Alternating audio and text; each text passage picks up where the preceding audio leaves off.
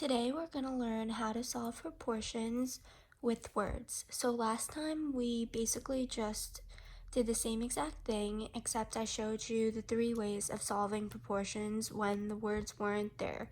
The setup was already set up for us. This time is a little bit different just because we just have to make the proportions ourselves. So what I like to focus on is I like to cross these out because it's kind of irrelevant. We just need the 2 keywords. So this one says 120 miles in 3 hours. So we know that those are going to be done together. Like they have a relationship, right? So this is miles to hours. Now we need to match it. So how many miles? We don't know the amount of miles and we're trying to find that. So that's going to be X. And how many miles will it travel in 5 hours? So that will match with the 5 hours. That's one way of setting up your proportion. The second way of setting up your proportion is going to be, I'll show you in this example. So let's just solve this for now. So 120 times 5 is equal to 600. And 600 is equal to 3x if we use cross multiplication, right? So 600 equals 3x. 600 divided by 3, because we have to get the x alone, x is equal to 200. So I just like to label because that's really important. So I'm just going to write on the side 200 miles. Right? Okay. The second way of setting up your proportion is if apples, so 50 apples,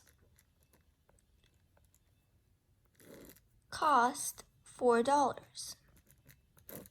That is the relationship that they gave us. Notice how in this example, I set up the relationship vertically, and in this one, I set it up horizontally. Keep in mind that the $4 could not have been there, otherwise it would have been incorrect. So now we just need to match it up again. So 200 apples. So as I said, it cannot be there. So it needs to be the same exact keyword. So 200 apples goes right under because it matches. So I could have set it up as I did in the previous one where I could have done this, but this is the second way. Whichever one you feel more comfortable with, please go for it. So this would be x, and we're trying to find x, right? So 50 apples times x equals 200 apples times 4. So what's 200 times 4? That's right, it is 800. So 800 divided by 50, because we have to get x alone again, would be x equals 16. So how much would 200 apples cost? 200 apples would cost $16, right? Always have to label. Now I'm going to let you finish this problem on your own and try it out, get a feel for it. You can use any way of setting up as you feel comfortable. And for the answers, go back to the answer key. Okay? So just pause the video and you can come back for when I do number 4. So a machine can produce 6 yards of fabric in 4 minutes. How many inches of fabric can be produced in 16 minutes? Oh my God, they're trying to trick you because yards and inches. They gave us yards, but they want inches. It's okay. For now, we'll just pretend like they asked us 4 yards. So let's just solve this.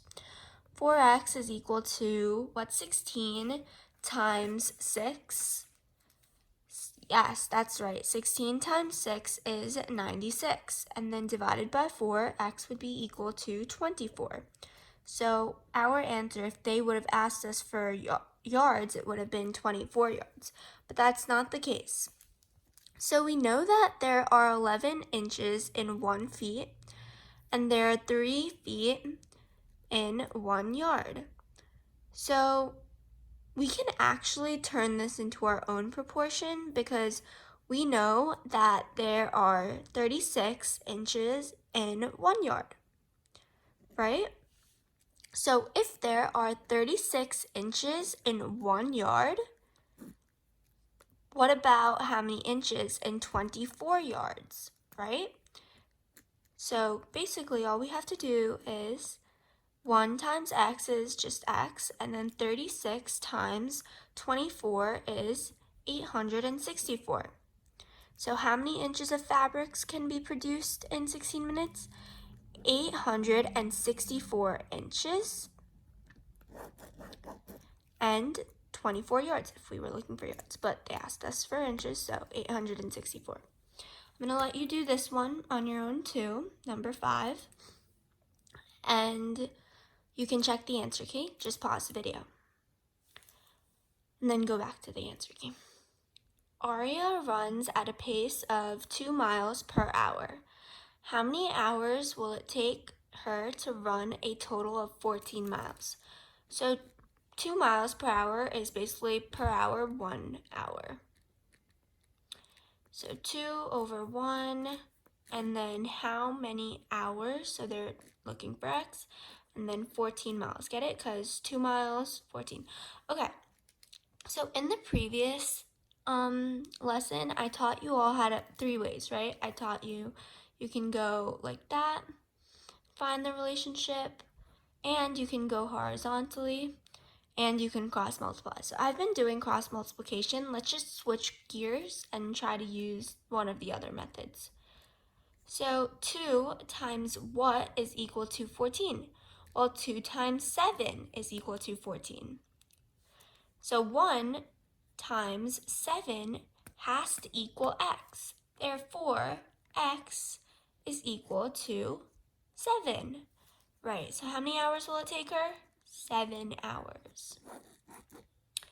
Okay, that's it for now. I hope you guys have a wonderful day. Be sure to check the answer key and do the homework worksheet. Thank you.